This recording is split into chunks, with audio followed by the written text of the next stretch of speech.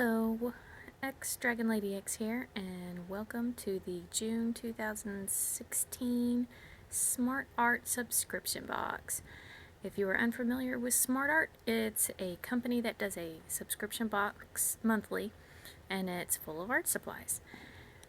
And usually the art supplies are pretty big in size, so you can do more than one project, and it's something different every single month. So let's see what's in this month.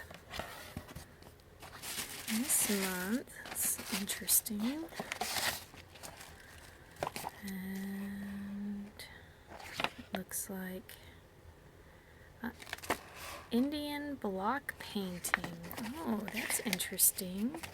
So let's look at the stuff inside. So we've got red ink and black ink. We've got watercolor postcards. We've got a brayer to roll the ink over the stamp. We have tools and 2 blocks of, I don't even know what this material is. Vinyl? It almost feels like a really flexible eraser, but a printmaking block. This looks like fun. Okay, let's see. And inside the packet that they give, what I always like, they've got history on block printing in India, or well, let's see, it's printing in India, and history of block printing, list of tools, some project pointers. Sorry, everything's out of focus. And one of the nice things about Smart Art is that they also give you a tutorial on the very back.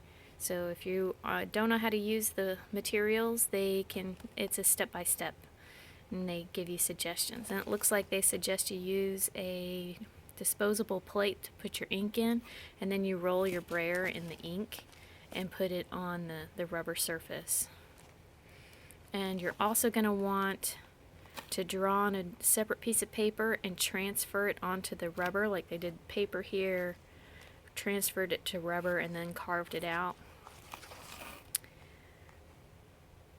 And let's see, one thing I'm wondering about, and this is pretty flexible, it's entirely possible that you might have to, like, I don't know, I might end up having to practice on a separate piece of paper just to see what gives the best result. Like, should I put the block directly on top of the paper, or should I put the paper onto the block?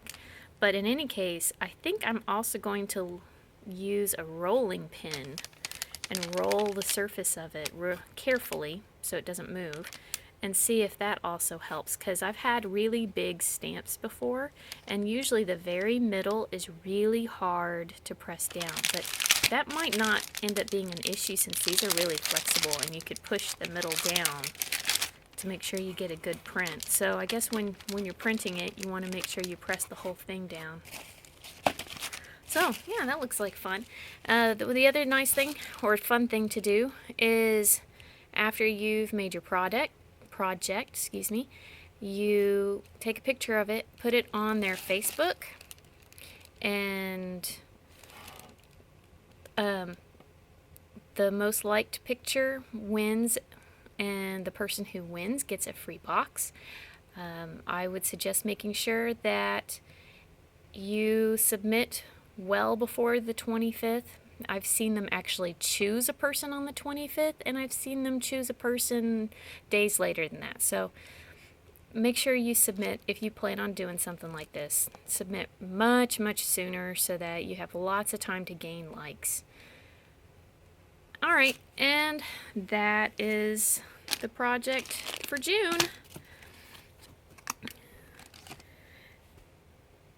Thank you very much.